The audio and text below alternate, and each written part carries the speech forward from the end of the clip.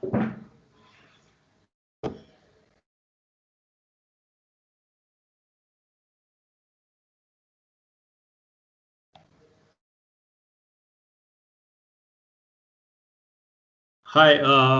can you guys hear me? So today's topic for the webinar is containers. So we are going to talk about, how do you use containers on Azure, and we are going to talk about the different kind of services that are available for containers on Azure. For example, Azure Container Infrastructure, Azure Container Registry, and the ACS container service that's available. And what we are going to do is we are going to build a small web app and build up the web app and deploy it on the platform. So Ashwin Murli is going to do the presentation. But before we do that, we will have a short performance by a comedian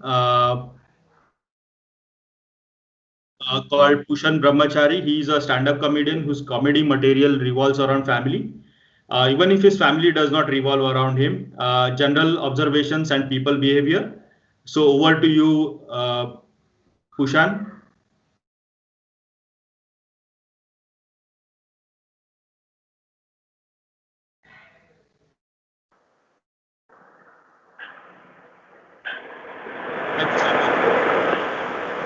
Hi, hello.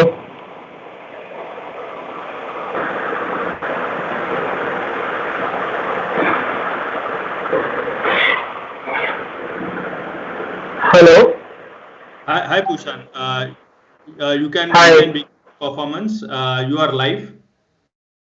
Oh, okay. Because net is fluctuating like my marks in 12th grade. So, yeah. Uh, I'm going to start it. Acha, I had requested Kabir to, keep a single audio or something on so that I can hear the reception of the joke. Like anyone, if would be able to, so that I can, you know, see my. Okay, Yes. so I'll start anyhow. Yeah. So hi everybody. Good afternoon. My name is Pushan Brahmachari, and yes, you heard that right. My name is Pushan Brahmachari, and I am a Brahmachari, just by name, not by intention. So, so basically, I love English language, but there is this particular thing which I hate about it, which is there is a there is this figure of speech which I personally hate, that is oxymoron. For people who for easy establishing what oxymoron is, let me give you an example. Oxymoron is basically, in English language there is a sentence, then in there there is a word, and besides there is equally opposite word. For example, imperfectly perfect, or organized chaos, or happily married, or Abhishek Bachchan. I hate oxymorons. I hate oxymorons because every morning I woke up, I have to open WhatsApp, and the first message I see is from Brahmachari family. So I just hate oxymorons. Uh, so I have learned other things in school. Like another thing which I have learned in school is uh, I have some feeling, emotion, because my school was built on this amazing complex named inferiority complex. Because there was this my school, and around my school there were this amazing schools. Like for example, मेरे school के सामने एक school थी जिसका नाम था A1. नाम ही A1 है तो इतना अच्छा स्कूल हो गया. बाजू में शारदा, जहाँ पे बोर्ड के एग्जाम्स होते थे, स्टेट गवर्नमेंट के लिए इंपॉर्टेंट. इधर अग्रसेन इलेक्शंस होते थे, नेशनल गवर्नमेंट के इंपॉर्टेंट. बाजू में संत कबीर थी, जो which was literally middle class लोगों की डीपीएस. तो हम तो मेरी स्कूल के आजू बाजू इतनी अच्छी स्कूल हुआ करती थी ना, तो हम सब स्टूडेंट को इन्फिनिटी कॉम्प्लेक्स हो जाता था. मतलब इतने हद का इन्फिनिटी कॉम्प्लेक्स हो जाता था कि हम फैंसी ड्रेस में दूसरे स्कूल के यूनिफॉर्म पहन के आते थे. और हमारी हमारी स्कूल में ना, हमारी स्कूल का बड़ा अजीब करिकुलम था. Because up till seventh standard it was CBSE, but after that it was the state board. तो आप लोगों के स्कूल में ग्राउंड होगा ना, हमारे स्कूल में मिडिल ग्राउंड भी नहीं था।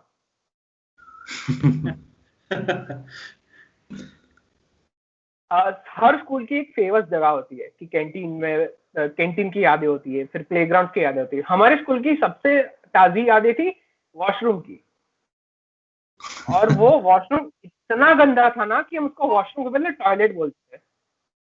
इफ यू रिमेम्बर पहले हार्पिक ऐड आती थी जिसमें हुसैन आता था, ठीक है, बाथरूम साफ करने के लिए। तो एक बार हमारे स्कूल में वो हुसैन हार्पिक लेके आया, उसने इतना साफ करने का ट्राई किया, इतना साफ करने का ट्राई किया, उससे कुछ नहीं हुआ, उसने छोड़ दिया और अब एड में अक्षय कुमार आता है।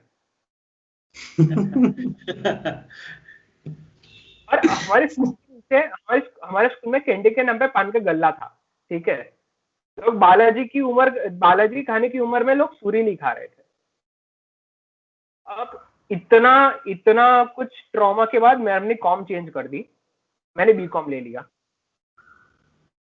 अभी बीकॉम इज द लाइक, देखो आपने स्टैंड अप कॉमेडीज को देखा होगा ना, तो वो लोग बोलते हैं कि इंजीनियर्स डोंट हैव जॉब्स और engineers are the most single people. Like हम लोग इतने अनइम्पोर्टेंट है ना कि हमारी कोई जोक भी नहीं बनाता। We BCom students are also virgin, we BCom students are also jobless. तो बट हमारे स्कूल की नाम है ना नेशनल कॉलेज ऑफ कॉमर्स, ठीक है, Ahmedabad national college of commerce, ठीक है। मतलब वो इतनी फेमस थी ना कि उसके बाजू में आमलेट सेंटर था, and it was name Ravindra omelette centre, ठीक है। तो हमारी कॉलेज के एड्रेस के लिए बोला जाता था besides Ravindra omelette centre, my college was famous to the omelette centre near it. और हमारी स्कूल का नाम नेशनल, और अब अगर हमारी कॉलेज का नाम नेशनल और हमारी कॉलेज में आओ ना, तो ऐसे लगता है कि नेशनल, बिकॉज आप कुछ लड़कों को देखो, they would look like Pranab Mukherjee, किसी और को देखो तो they would look like Atal Bihari Vajpayee, लड़की को देखो she would look like Mayawati, my girlfriend तो look like mister Pranab Mukherjee. तो हमारी कॉलेज ये थी। अब मैं एकदम मिडिल क्लास इंसान, यानी कि पैसे हैं भी और नहीं भी। मतलब भगवान ना करे कल को माँ बीमार हो जाती है तो दवाई के पैसे हैं, ऑपरेशन के नहीं है। हम लोग बाहर सेलिब्रेट करने जाते हैं तो हम लोग बाहर जाके आलू प्याज की सब्जी ऑर्डर करते हैं, लेकिन जैन। और मेरे को एडवेंचर ट्रैवलिंग का बहुत शौक है, और मेरा एडवेंचर ट्रैवलिंग मैं करता हूँ shuttle rickshaw. If you know, पता है कि एक रिक्शा में 15-15 जन लटक के जाते हैं ना, वो मेरा एडवेंचर ट्रैवलिंग, ठीक है। अब मेरे को जहाँ जाना होता है वहां के होते हैं 15 रुपए, मैं वो शटल वाले को देता हूँ 20 रुपए, और मैं बोल रहा हूँ कि 5 रुपए में एक्स्ट्रा दे रहा हूँ ना तो मैं आगे बैठूंगा। और वो मेरा एडवेंचर ट्रैवलिंग होता है, क्योंकि गलती से पाँव फिसल के तो फ्री की ट्रैकिंग भी हो जाती है। I was in a relationship in between, and my girlfriend loved long trips. She loved it, but I didn't have a vehicle. तो जो स्टेट ट्रांसपोर्ट की बस होती है ना, वो हमारा लॉन्ग ड्राइव था, ठीक है। और और मैं मतलब गर्लफ्रेंड के लिए स्टेट ट्रांसपोर्ट में ट्रैवल करना चालू कि मैं पहले भी ट्रांसपोर्ट में ट्रैवल करता था। The only thing which I hated about it was crowded. The bus was so crowded that I am not virgin anymore. Also, I have couple of one-liners now. Okay, I am a Gujarati, and I love Gujarati language. Because its greeting "Kem Cho" can literally be translated to "Why are you?" I am a person who believes that Garba is the original round of applause. And you guys might be knowing about IJGARD. So I think IJGARD is the only company which started from scratch. Thank you very much. That was my time. You have been a lovely people. I hope. Thanks. मैं आपके इरादों पर खरा उतरा हूँ.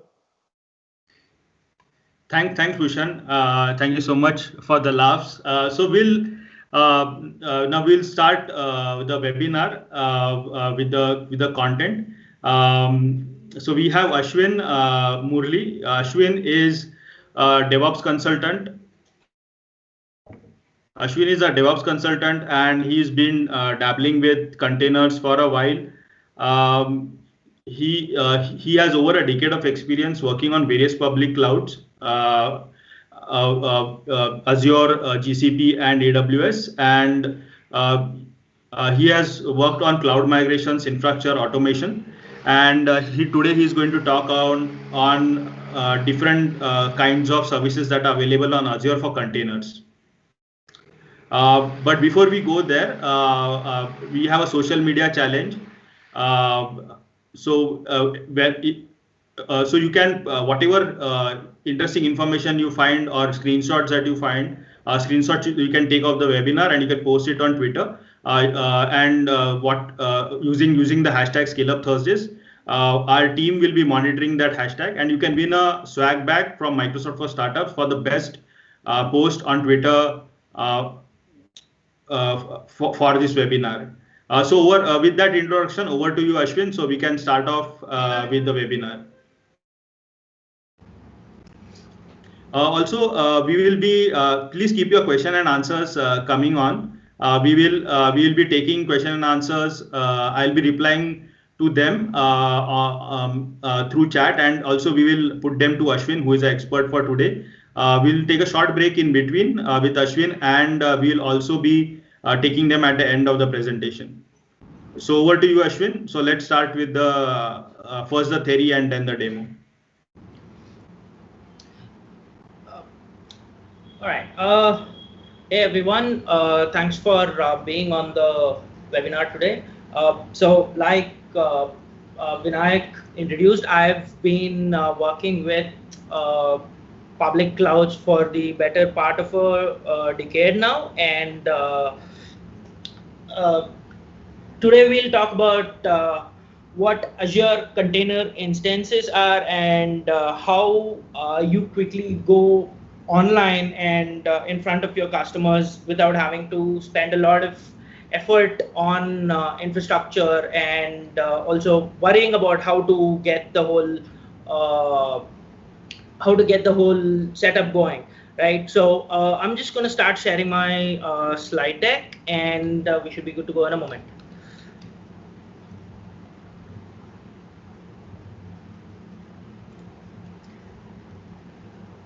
There we go.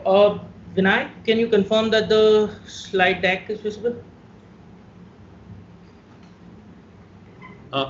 Yes, Ashwin, we can see it. All right. So this is who I am. Starting off with, I'm an old school systems and a network admin. I started my career with traditional Unix networking and data center networking. I've been with Unix for about 99% of my 15-year experience with IT. I've been working with public clouds since about 2007.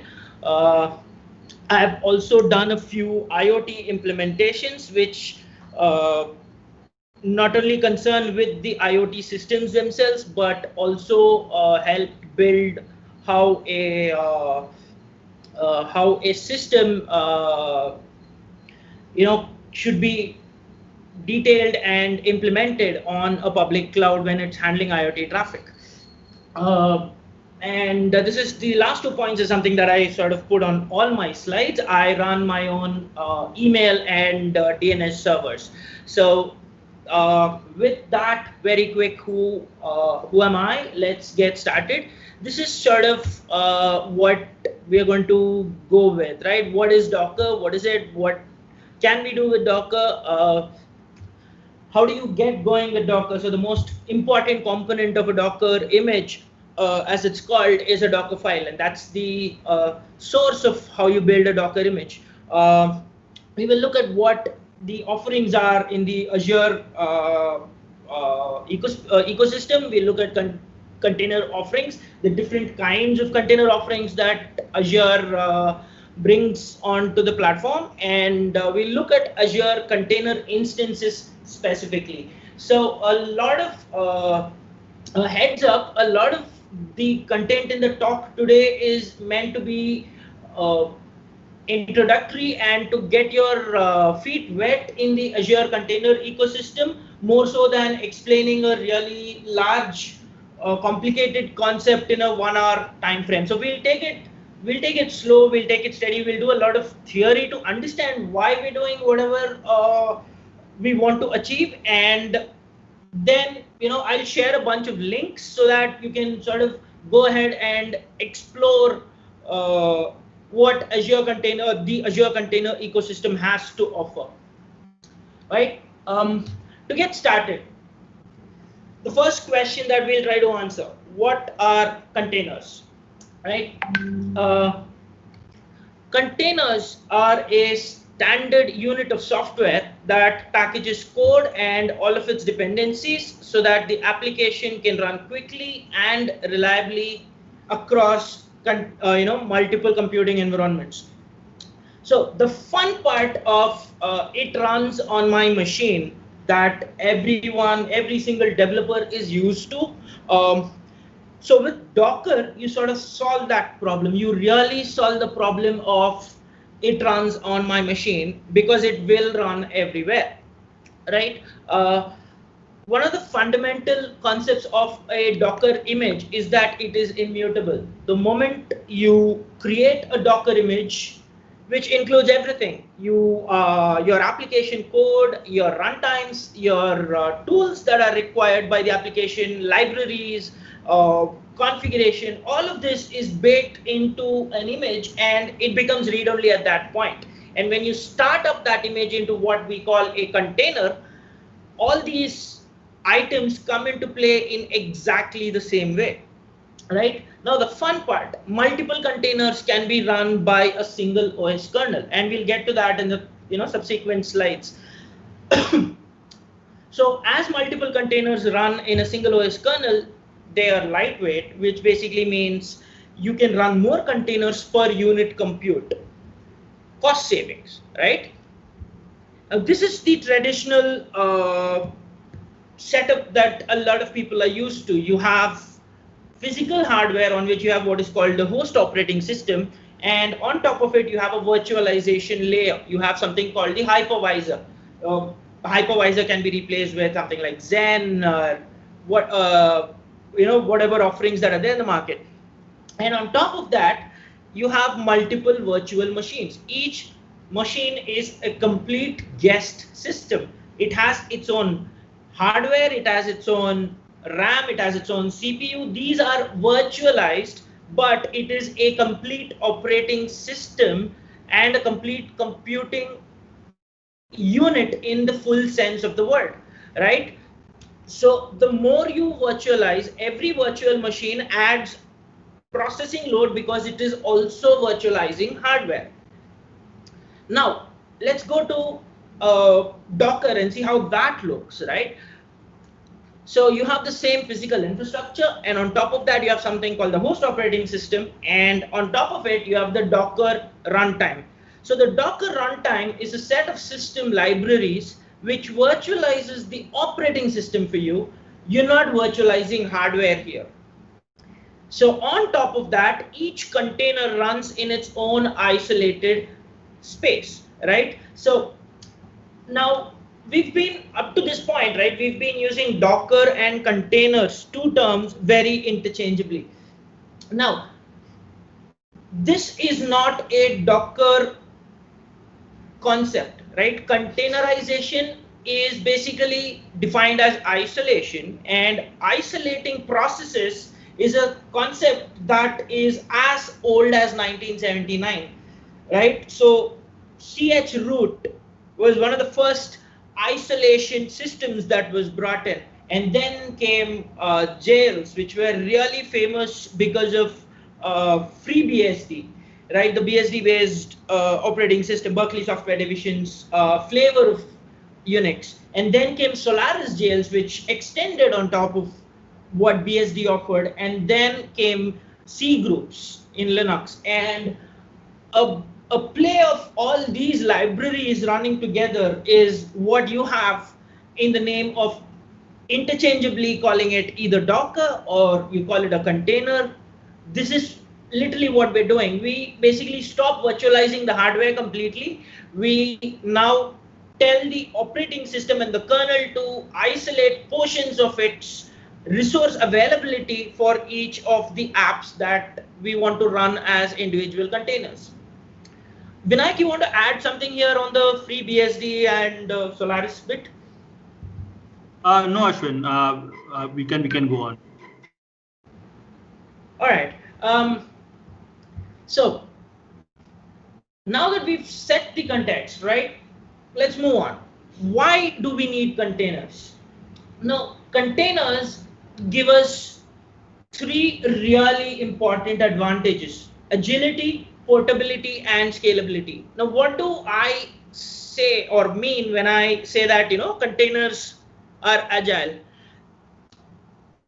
You pack your code and the same code gets translated from your developer laptop or desktop to the QA stage and then on to production. And as we scale, more instances of the same container run on production, right? So your effort to scale out your app from 0 to 100 is fairly reduced. You're not worrying about, or you're not concerned about how you need to adjust infrastructure for this, right?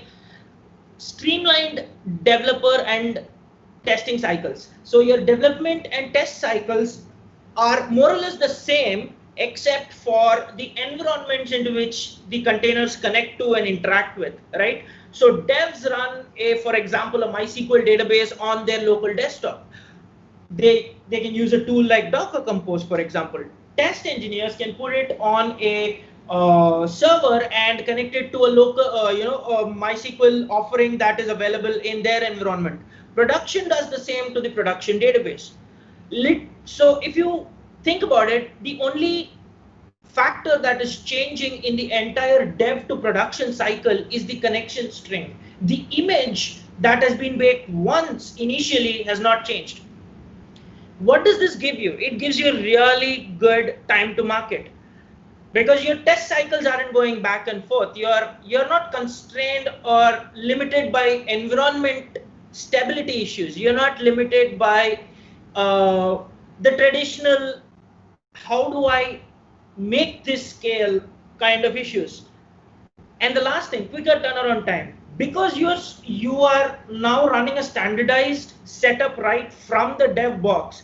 If there is a bug that is produced in production, reproducing that bug is almost a no-brainer when it comes to testing at the dev or the QA level, because the environment hasn't changed.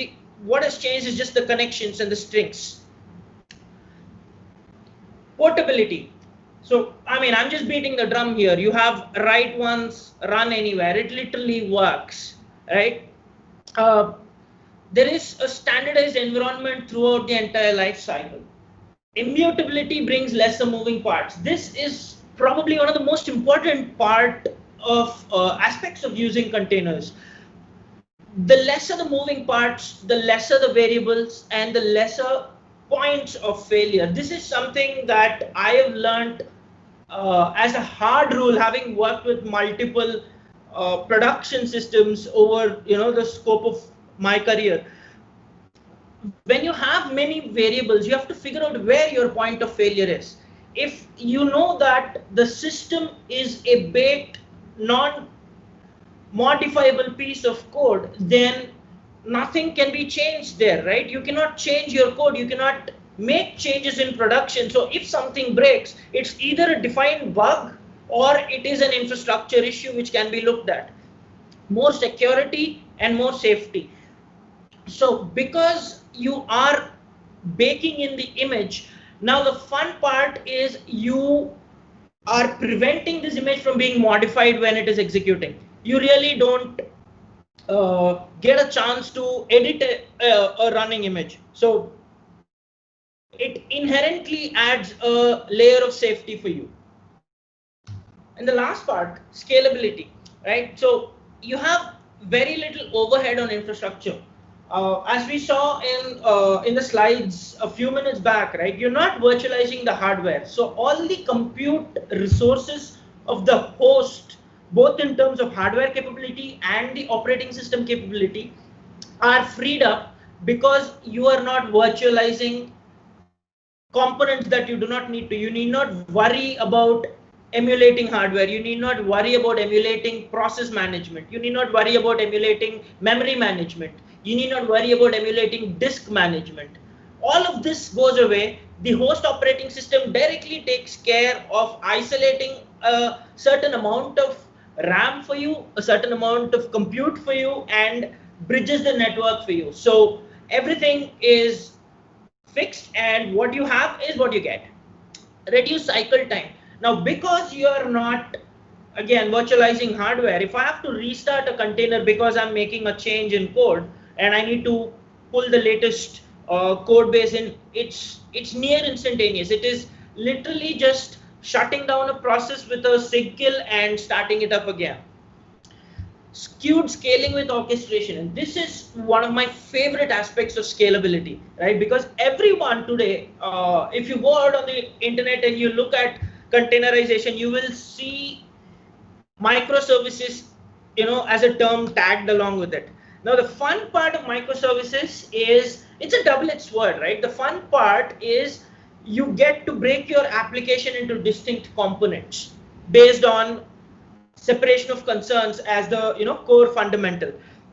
Now, but the downside is each service now expects different kinds of loads, right? So, for example, a user login service could be slightly lesser used than a cart service in a shopping scenario, right? But the most commonly used service would be the product listing service. So, in the containers or containerization scenario, you can now take these three services and scale them independent of each other. You can say that I want 5 containers for the product listing service, while I want 2 for the login service, and I want just 1 for the cart service, right? And we've already spoken about ramp down and ramp up, right? So the way you scale up, you can also scale down that fast. You don't have to worry about discarding the infrastructure that has been built. You just swap it with something else because it's just a process now. Moving on, right? So what are some of the use cases for containerization? Why do we need containerization? So you want to go cloud native. That would be the most important use case for containerization. When I say cloud native, I am talking about taking your application and making it available entirely as a managed offering on the cloud, something like a SaaS product, let's say, right? The second most common use case is you want to have a lot of scalability and reliability. So you choose a public cloud, but your app is, let's say it has a legacy factor to it. So you do something called a lift and shift. So you take your app, you just package it into a container and you deploy it online. You do not worry about modifying the app to suit a completely cloud native scenario. So when it comes to cloud native, I will give a shout out to something called the 12-factor application, right? Following that paradigm, it lists a bunch of requirements stating that if your app can subscribe to a majority of the 12 factors that are defined, some of them being your requests are stateless, your applications are stateless, you do not store any temporary data, all data goes to a centralized persistent store. So a bunch of these factors basically make it, they're not hard and fast rules. You can always bend them as you want it, or as you require to suit your app. But the more the number of rules you conform to in a 12-factor list, the smoother it is for your application to operate in a containerized, distributed fashion, right? The third use case would be batch and bulk processing. So a scenario where you have a bunch of videos and you want to process them as they come in. One of the most common use cases would be to take a newly produced video and resize it for multiple digital displays, right? So for a resolution for the iPhone, a resolution for laptops, a resolution for HD, a resolution for 4K. So in these scenarios, you just take a bunch of these videos, put them on a cloud store, like for example, the Azure blob storage, and then use the container to draw the video, process it, and put the processed video back on the blob storage. This is something that is a very common scenario, like for example, a website like Jiffy or a website like Facebook does this already. And then you have new age tech, IoT, machine learning, artificial intelligence systems. All of these rely a lot on very fast scaling and very fast ramp up and ramp down times. And they also can be really well suited for a asymmetric skew scenario where a particular ML pipeline has more skew or more traffic than another pipeline because the data volumes are different. So these are scenarios where containerization really fits the bill, right? Moving on, the meat of the talk, right? Container services on Azure. So what are the most common offerings here? You have something called the Azure Container Registry. So like how you have Docker Hub or you have Quay, these are places where you store your Docker images and you pull them when you want to start your containers, right? So Azure has its own container registry. We'll take a quick look at this in the demo, although we'll not dig very deep into it. So Azure Container Registry is one. Then the next offering is Azure Container Instances. So this is what we'll be looking at today. Azure Container Instances lets you run an app really quick. You just switch it on, you run your app, and you show it to your customers, right? This is sort of a starting point for where you want to go with when you want to think about containers. Azure Web Apps for Containers is a fully managed service which lets you run production grade web applications, your SaaS product, for example, or a customer web-based application or an API endpoint, and these can be set up on Azure Web Apps for Containers with things like scaling, things like memory management, all of that taken care of. Container restarts are taken care of, and it just runs. So when you are going from an initial proof of concept to yes, this is the next phase of my application growth pattern, web apps is what you should be looking at. And then the beast in the puzzle, or the elephant in the room, Azure Kubernetes Service, right? So Azure Kubernetes Service is a fully managed Kubernetes offering from Microsoft, and while I've run it for one customer, I will tell you this is an amazing piece of tech. It is really well thought out. It is really well executed, and if there is a DevOps team in your organization that wants to implement a Kubernetes based infrastructure layout and you have microservices, I would happily suggest AKS, because you just go and take your Docker image, put it there, you take your YAMLs for your deployments, put it there, and then you just start running them. You don't worry about a lot of the underlying system infrastructure, which requires another layer of upkeep and maintenance and taking care of, right? So let's talk about all these components in a little bit more detail. Let's start with the Azure Container Registry. It's literally a repository for storing container images. It's got its own public registry where you can put your images there and they can be accessed by anyone on the internet. Or in an organization-based scenario, you have a private model as well, where your images are locked privately. You access them using a predefined username and password, which are generated when you create the registry.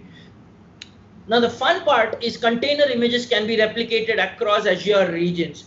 So this is available only in the premium plan, but this means that you can have a DevOps team sitting in one region fixing a Docker image which is used in a totally different continent on the planet, because that is where the customer's website is running.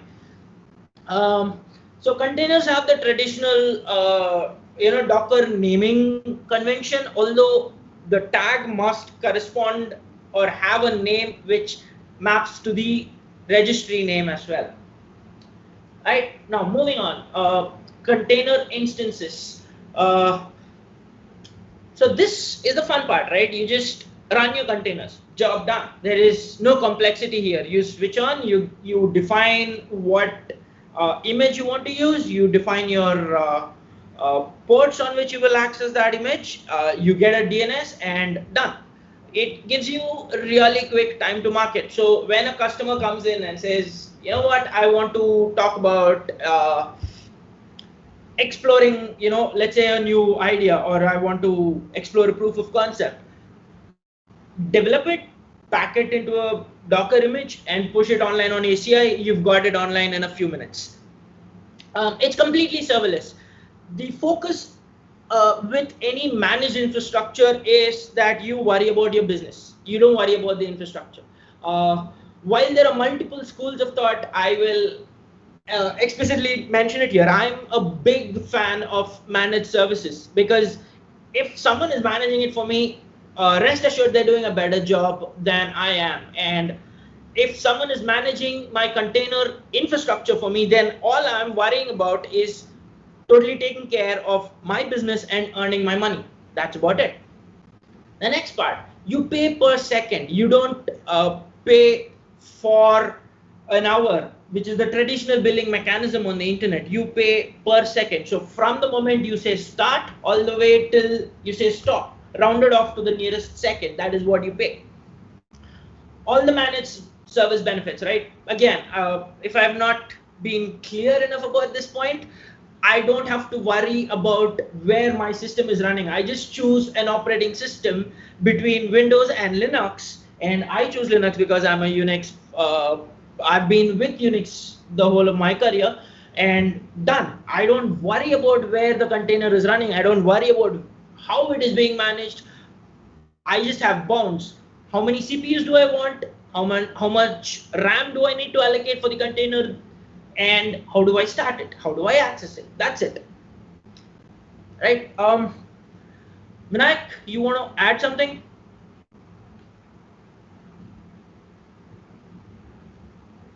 No, Ashwin, I think what we'll do is just before the demo, we'll take a few questions. So there are a couple of questions coming in, but I think let's go through the entire presentation, and then maybe we'll take questions just before the demo. All right, so it's going to switch to the technical aspect of it, which is just we're going to look at what a Docker file is going forward. So this is literally part 2 of my presentation today. So right, so let's look at what a Docker file looks like, right? So a Docker file is it's a plain text file for the uninitiated. This defines how your Docker image is built. It contains a set of directives. So if you were to take a system and you were to set up all the software on that system to support your app, your operating system, your runtime, your libraries, and your code, a Docker file has directives which does that within the constraint of the Docker image, and that then works as a Docker container when you start it up, right? So the Docker file that you see on the screen, Vinayak, you can see the screen? I can see the presentation. Yeah, pretty much. That's all. So the Docker file that you see on the presentation is literally the Docker file that is running the demo application that I've got today coming up in a few minutes, right? So it's a Python-based app which runs a simple to-do application. It has a task list. You just and a text box. So you add a bunch of tasks there, it shows up, you mark them as complete or incomplete. That is the demo that I've got, and this is the Docker file that builds it. So I'm going to use a pointer. So when I say from Python 373, so this is the base image that I'm using to start my Docker build, and I have a operating system which comes as part of this, right? So I have a library which brings up the entire system for me, right? And I'm adding the libraries that are required. So what do I have? When I say Python 373, the good part is this already packs my runtime. Python is my runtime, it's a Python app. So I am packing Python version 3.7.3, right? And then I'm adding my assistant library. So I have a MySQL database for which I'm adding a MariaDB library so that I can have a DB connection. And my assisting libraries for the Python app are packaged in a file called requirements.txt. I'm running the Python installer to install all those requirements. I am copying the code, which is with the copy command. So the copy command is taking the code on my laptop and copying it over into a folder in the root of the file system called code on the Docker container. I am changing into that directory. It work_dir/code literally does a cd/code inside the container. And when the container starts, this is the command that will be executed, python app.py. So the code for this repo, the app, is in a public GitHub repo that I will share at the end of this presentation. Right? And then we'll go do a build, deploy, and a demo in a bit. Yep. So at this point, if there are questions regarding the Docker file or Docker per se, I can quickly take them before we move to the demo. Yeah, Ashwin. So there are a few questions. Let me just read them out to you. Just give me a second.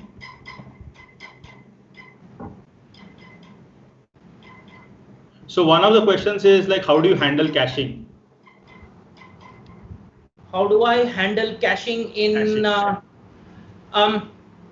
So from the 12-factor aspect, if I have to answer that question, containers have a temporary file system that they can be mounted with, right? So all containers boot up with a temporary file system, and that is where your code gets deployed. You can locally write there and use that as a cache. However, when you go into a cloud native scenario, you have a lot of caching tools. You have Redis, you have Memcache, you have Azure offers them as managed services as well. And you would be better off using the cache in that aspect over the network because of one simple reason. Containers are immutable, and hence you should consider that a container can be dead at any point in time. If a container is killed or stopped for whatever reasons, the local file system mount that held the code is also destroyed with it.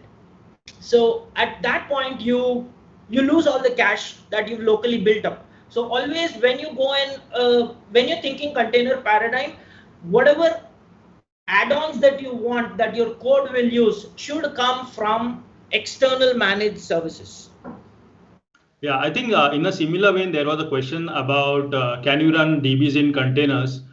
So yeah, that was my answer as well. Like generally you run the immutable parts in the containers, and then you have persistent volumes or external services that you use for persistent or basically storing any kind of state basically. So containers, typically you have the stateless services. Yeah. Just a second. So another question was, I think there was some confusion about, can containers substitute virtual machines? So do you want to take that?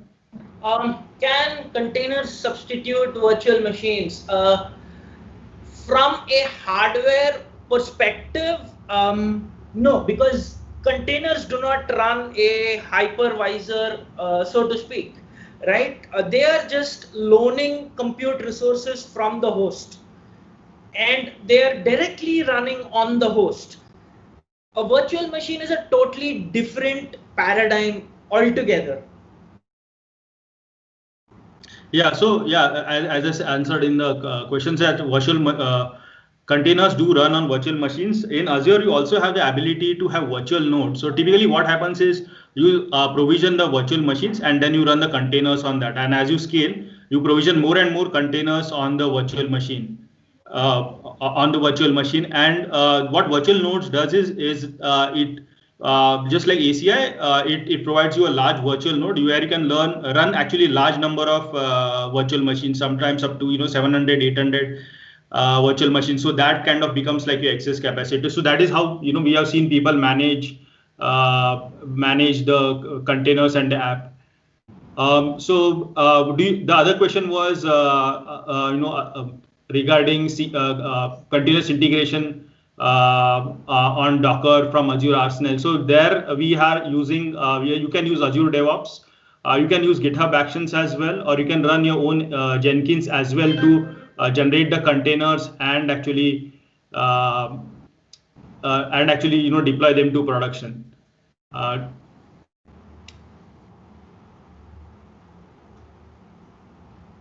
Yeah, more questions coming in. So from the presentation, can we expect ASP.NET application development in ACS or on ACS? Yes, you can do.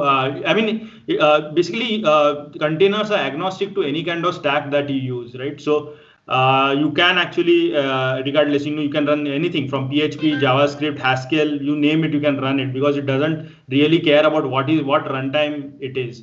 So you can run anything. You can run ASP.NET applications also on ACS. You can also not just run Linux, but you can also run Windows applications on ACS as well. So Ashwin, there are quite a few questions. Like, what is there a maximum size for a Docker file? I'm not aware of a limit, but I would like to defer that to after the call. Probably we can check and get back. Okay. What is the most preferred log driver for Docker container? That is log aggregator with visualization. There are multiple schools of thought on this. Azure has its own metrics tool, which comes up with every container group, and that is itself, it also shows the logs of the container therein. If you look at a cloud provider like GCP or Azure, they again have their own logging platforms built in. There are a bunch of public offerings as well, like for example Prometheus, Grafana. So Prometheus with Grafana is sort of the most common combination for looking at metrics. And then there is the quintessential Elasticsearch cluster, which handles a lot of log crunching. Cool. So I think the last question is Karan Mali wants to know the difference between a blob and a container. So what is the difference between a blob and a container? So here's how I would word it, right? So when a Docker image is stored on Azure, it is stored as a blob. A blob is just a bunch of binary data that is held together with some meta information regarding what it is. A blob is a storage paradigm, so to speak. A container is a runtime paradigm. So when so I think what Ashwin is saying is basically the Docker image itself is a blob, right? And you can merge layers, and you can generate those images. But when it's actually running, that's actually when it's called a container. It is actually an executable unit of software that's packaged completely with all of its runtime and source code. Yeah.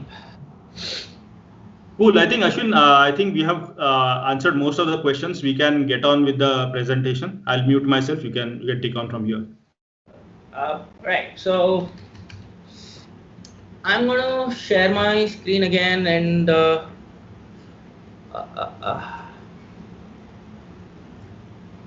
Right. Confirm when you can see the screen.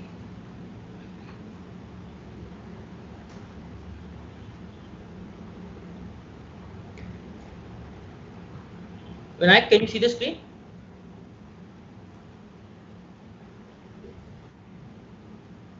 Yes, we can see the screen, and we can see that you are on the browser.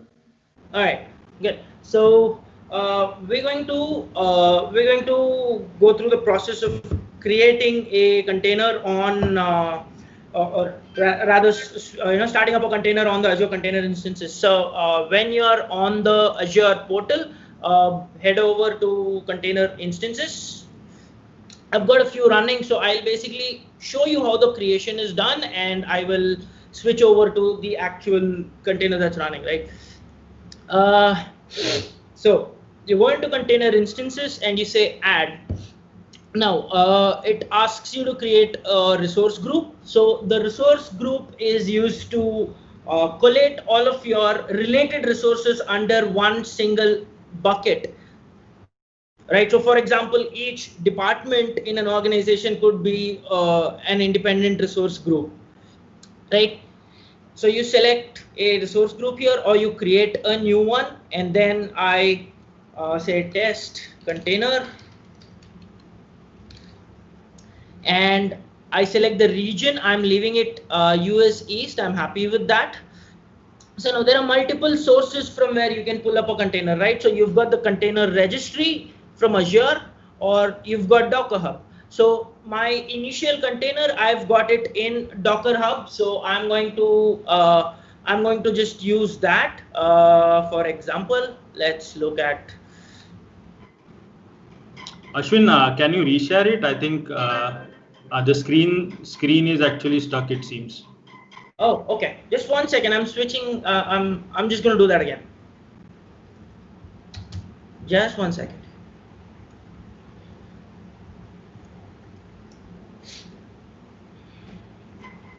And also, can you zoom in a little bit? Sure. Got it.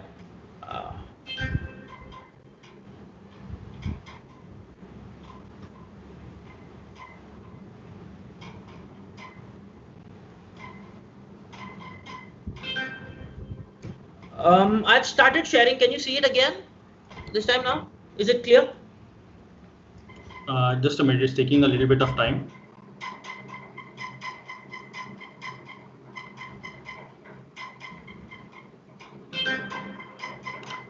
Yes, Ashwin, we can see it. All right, cool. So to start off with, I'm going to use my public Docker image that I've already created and pushed it onto Docker Hub. So Docker Hub is a public repository. Right. So now this is a Linux image, so I choose Linux. Now I have. I think. Can you zoom in a little bit? Also, for the participants, I think sometimes you might have to, increase the resolution a little bit to see it. But because video sometimes the text does not come over. But I think now with zooming, I think you should be able to see it. I've zoomed in. Can someone in the audience confirm that you can see it? This looks good. All right. So, like we earlier saw on the slides, right? So I am choosing a Docker image. I am giving it a name. I'm selecting the OS type. So to the question that was asked, right? You can choose Linux and run any Linux-based Docker image or Docker container on Azure, or you can choose Windows and you can run your ASP.NET applications or whatever web apps that you want to, right? For the purposes of the demo, I have a Linux image and I'm choosing that. The next thing that I have to worry about will be the size of the container's image. So I am saying that my container requires 1 core and 1.5 GB of RAM, right? So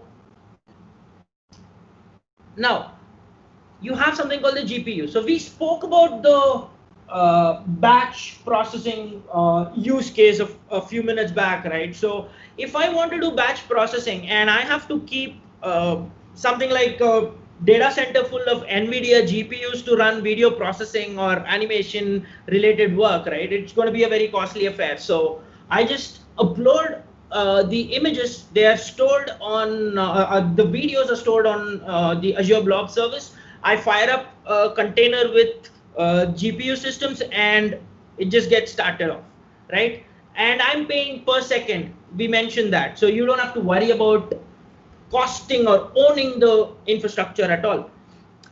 The next thing that I'm going to do is select networking. Now I need to give it, I have a choice between no networking, private networking, or public. Now this app is going to be a publicly available app, so I'm going to select public. I have to give it a DNS name, so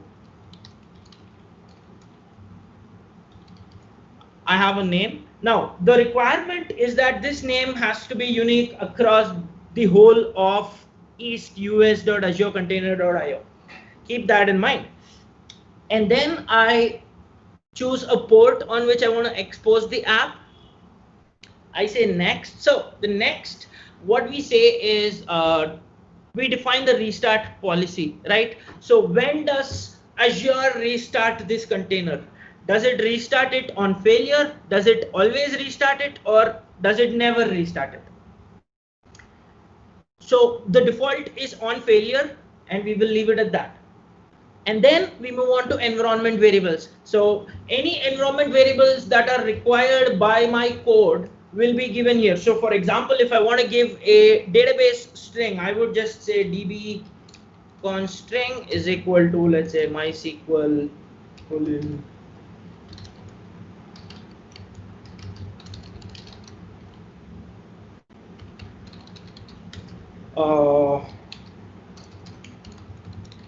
for example, right?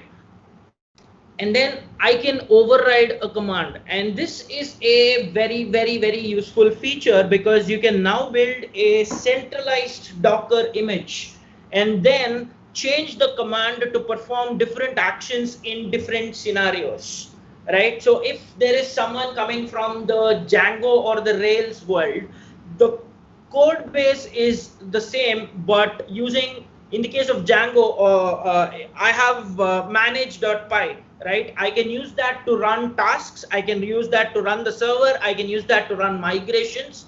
I can use that to run cleanup. I can use that for a varied level of custom tasks. So this scenario, the command override is exactly what helps that, right? And we say next. If you want, you create a tag so that you can categorize resources. You can look at billing spends per tag. So you can just, for example, say type POC. So you can, your billing team, your finance team can now categorize all resources by the tag POC and look at how much spend has happened on Azure for proof of concept applications or proof of concept infrastructure, right? And then you just say review and create.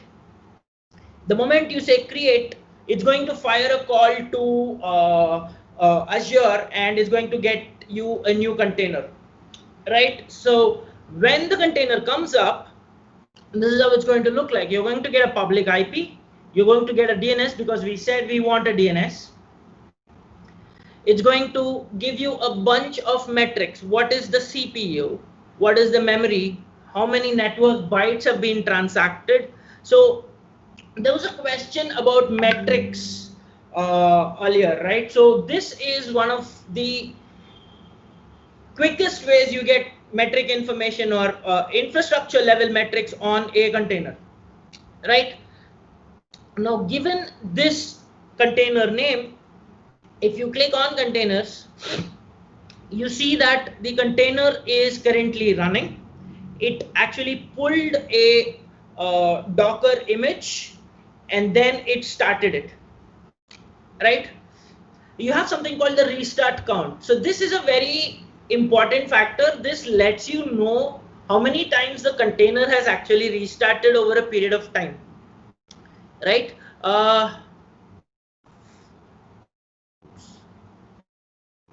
So the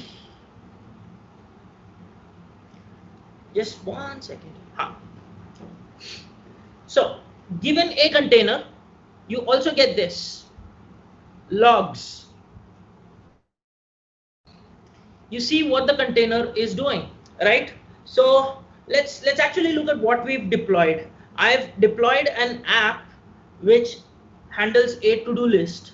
So I'm going to copy this. I'm going to go here, and so this is a to-do app that we've got, right? So I'm going to say new demo task. I'm going to say save task.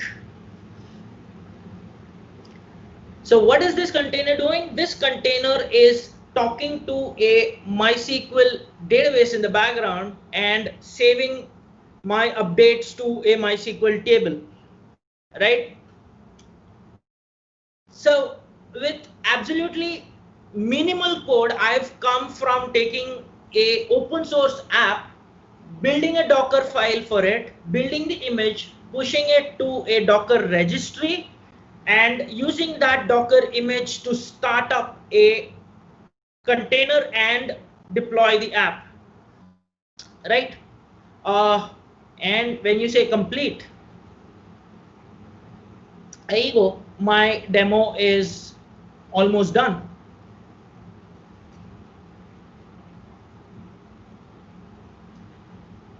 Does that work? Is that a valid demo? Can we take more questions before we move to, let's say, the Azure Container Registry? Yeah, Ashwin, there are a couple of questions. So first one is, can we create a Docker hub in Azure? And yeah. So that question. So you do not create a Docker hub in Azure. You have a Docker registry, as it's called, maintained by Azure services, which is called the Azure Container Registry. And we will look at that in a minute. Cool. And the next question is, MySQL is in a local machine or is in Azure? I think by the local machine, the person Shankar means, I think, in the container or is outside the container. Right. So the MySQL database that this demo is talking to is in Azure. It is, I can actually show it to you, right? Let us look at containers. Valid question. So I will actually, if you can see my screen, I've got something called a connection string, right? So this connection string is actually talking to, interesting, this doesn't expand. Okay, so this connection string defines a MySQL database which is running in Azure databases for MySQL, which is this one.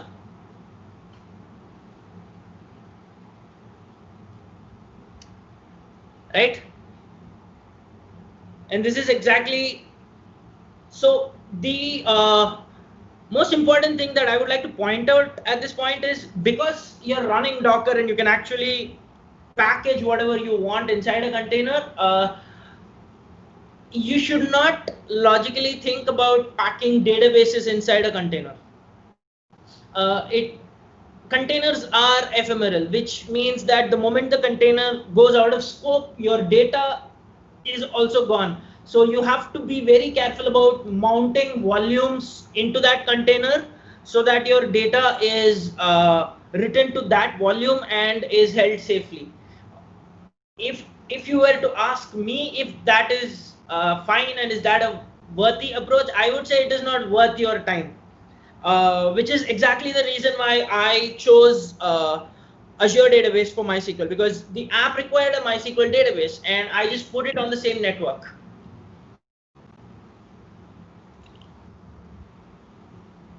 I hope that answers that question. Yeah, Ashwin, I think there's one more question is, can you speak more about making a Docker file? So a Docker file uh, is a text document, right? So the whole focus of a Docker file is to give the Docker build system a set of commands which will help compile that entire Docker image, right? So you have a bunch of directives. You have something called the from directive, which lets the Docker daemon draw a pre-existing image on which you can build your Docker image. You have directives like copy, which copies from the host file system to the Docker file system. And then you have directives like cmd, which tells what command to execute. If you have to understand Docker files, look at the documentation on docker.com. It is just beautiful. You should take your time, read through it, and you have a bunch of Docker files that are publicly available on GitHub which can be used. Cool. Does that sort of answer the question? Yes, it does, Ashwin. So let's move on with the demo. We have about 10 to 15 minutes more. Right. Yeah, so we'll wrap it up with the demo, and any other questions we have, we can take just before we end. Right. Thanks, Ashwin. Yeah, over to you, Ashwin. Cool. So we will move on to container registries, right? So on your Microsoft Azure portal, you should see container registries. Each container registry has to have a unique name. And so for my container registry, I've called it Scale Up Thursdays Demo, right? So each container registry, we earlier spoke during the slides presentation, the container registry can be both private and public, right? So if you disable the admin user in this access key section, it basically becomes public. Everyone sees all the images that you have. If you enable it, you have a username and you have a password with which you access basically the registry to both push your image and pull your image, right? Now, so let us look at changing our Docker image to add some more features. So I'm going to open the Cloud Console. The Cloud Console lets you open a Bash terminal on the browser and interact with Azure services directly, right? So the code that I've used to build the demo app is in my public repo. So I've already cloned it, right? It's cloned to a folder called web service. If we do a git pull, we'll know if we've got any changes, right? So here's the fun part of the Cloud Shell, right? Everyone uses the VS Code editor. If I do that, I get my own mini VS Code editor here, right? So someone was asking about the Docker file. This is the Docker file, and the app is delivered from here. This is the Python code which runs the app. Now, what I'm going to do is I'm going to change the name of the application, and we will build our own image.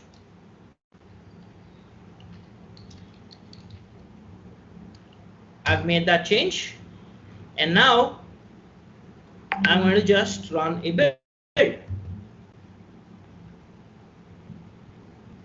So the command, I'm just copy pasting it. It is Azure ACR build image. You give it an image name, demo custom to do app v1, and then the name of the registry, and then the Docker file that you use to build it, right? So it is doing the same steps that a regular Docker build would do, but then it is doing a fresh build on Azure and pushing it online. If we see it, there you go.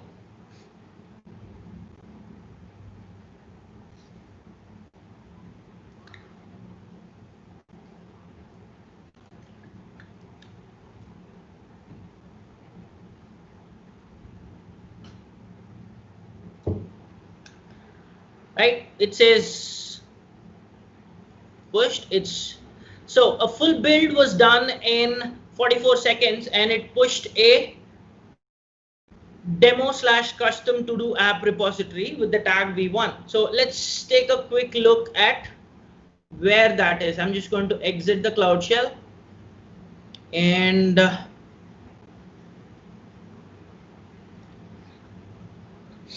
if you look at the repositories,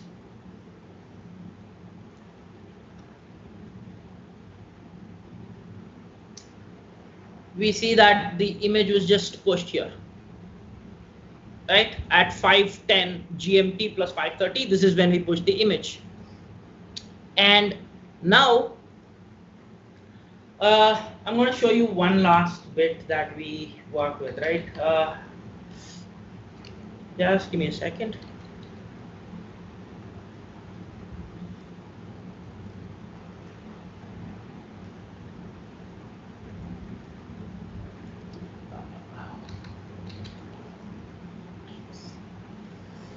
Okay.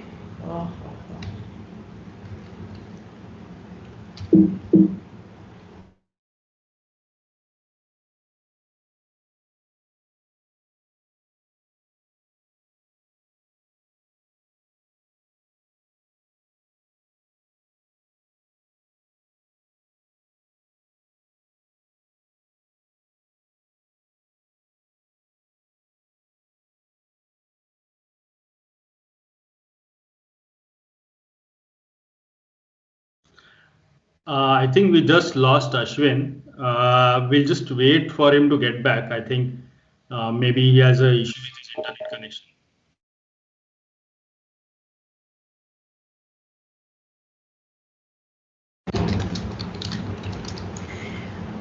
Sorry, I dropped off for some strange reason. All right, so I have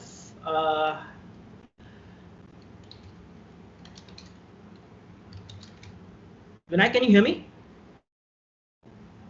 Yes, Ashwin, we can hear you. Okay.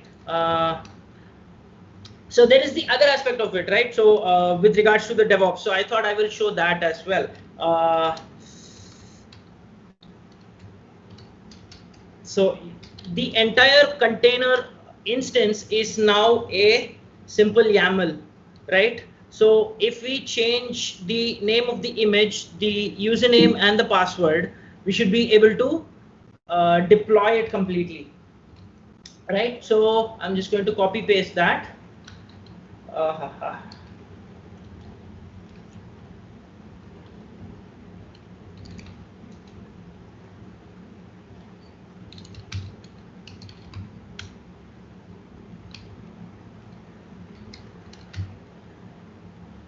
So I'm going to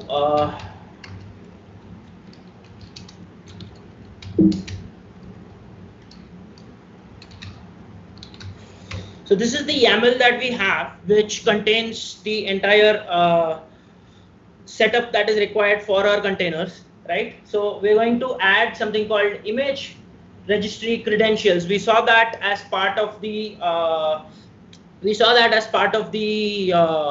container registry, right? So I'm going to just add that, and then I'm going to change the name of the image. So earlier the image came from Docker Hub. So we're just going to change that to the Azure Container Registry.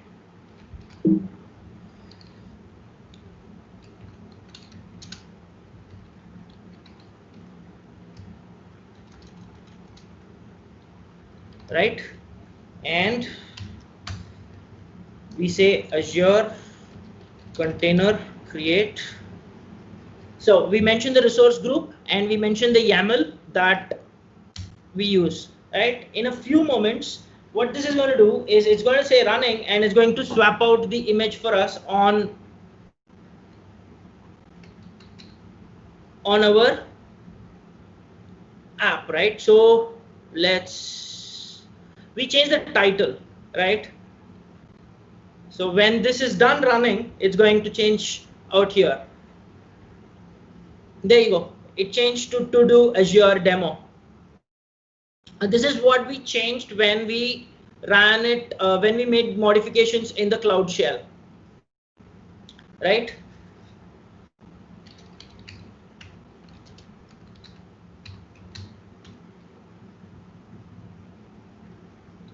There we go. This is the change that we did. We built a Docker image, pushed it to Azure Container Registry, and we ran a deploy, which is also succeeded. Yes, so what you see is this provisioning state succeeded. And yep, that is the end of my demo. I hope it helps you get started with Azure Container Services. It's a lot of fun. You just have fun with it. You just go on exploring more and more. The rabbit hole is pretty deep there. Vinayak, over to you. I'm done. I think that was a very interesting demo. There are some questions that have come in, I think, while you are presenting. We'll quickly take those questions. The first one is, how do you access a container? Like we SSH into a cloud server or a VPS, like we typically do. Right. Given that containers are ephemeral, how do we actually SSH into it?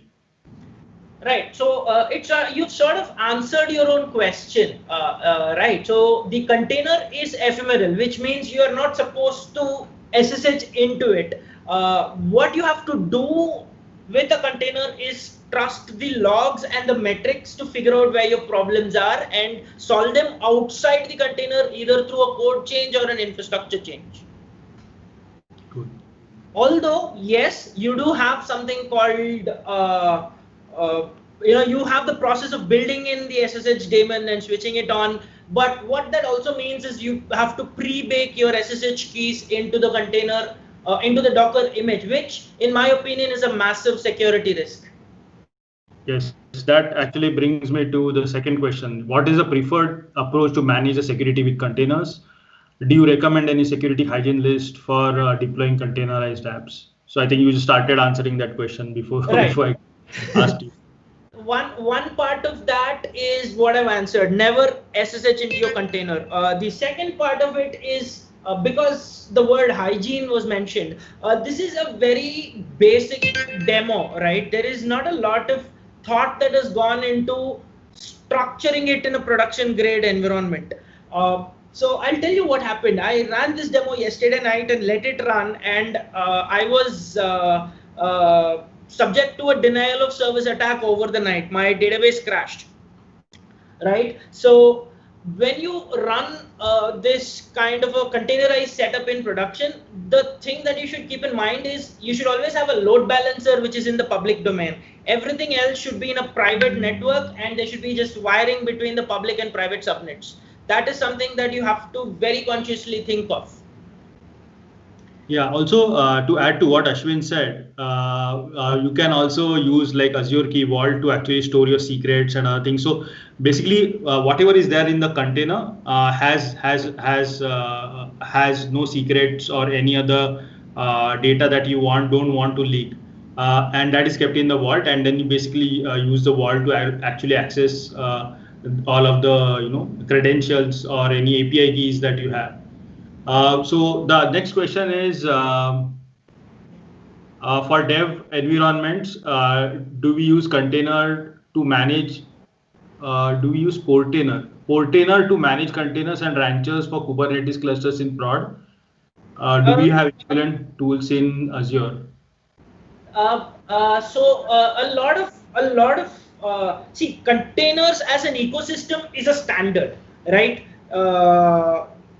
The Docker build, Docker run commands are standard. There is nothing that changes that aspect, but who runs it is a choice of implementation in your organization. I will never say that this is a way forward. I will always say you have these options on the table.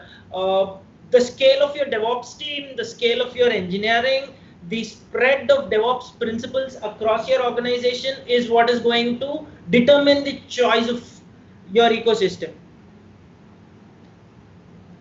For me, the best tools would be the most simplest ones. I would just run the entire development setup using Docker Compose. I would not want to take the complexity of introducing a tool which has a learning curve. Cool. Can we create multiple containers? Can we deploy multiple apps in Azure? Yes, absolutely. You can do that, and you can do that using any of the tools that I've mentioned. In the chat, I have mentioned the links for further reading also for Azure Container Instances, for Azure Container Service, and for Azure Container Registry also. So you can read up on that. I think with that, we have finished the session. There is a request for a Power BI session on Azure. Yes, we might do that. We are planning future sessions, one on serverless and another on cost optimization. So those will be held first. But yeah, the feedback taken, we can also do a Power BI on Azure session as well. We have taken that feedback.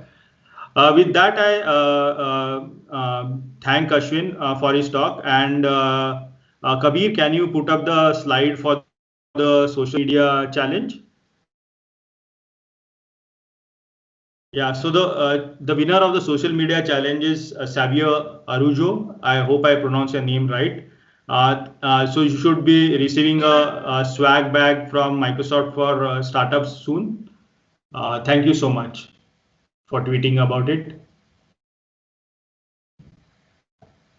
And Rahel has also posted a link for other more webinars.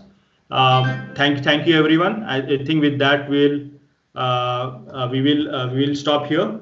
Thanks Ashwin for the very insightful session and getting everybody started on containers. We will be following up with slightly more detailed workshops on this soon. So be watch out on the different channels that we post, and see you soon. Thanks a lot for having me.